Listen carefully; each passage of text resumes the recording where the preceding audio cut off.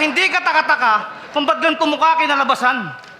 Ikaw ba naman, nanay mo, sa loob ng 200,000 taon kung di ka magkaganyan?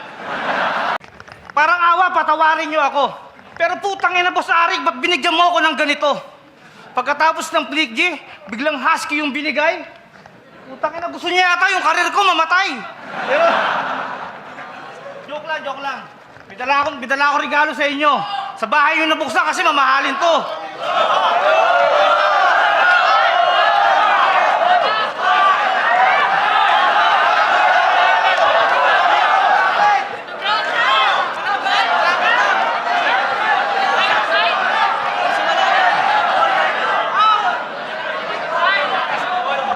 Game!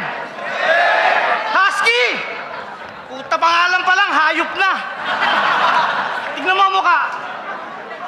Di mo malaman kung narabis na. Alam mo, nang malaman kong ikaw ang makakalaban, nawalan ako ng gana magsulat. Tignan mo itsura. Di mo malaman kung aso o ipis na puyat. Husky, huwag kang mapipikon sa mga sasabihin ko sa'yo. Panahon na siguro para malaman mo yung totoo mong pagkatao. Mga alinlangan sa isipan sa likod ng bawat katanungang hindi ka sigurado. Oo, ang ina mo ay ginahasa sa loob ng 200,000 taon ng mga rebelding engkanto.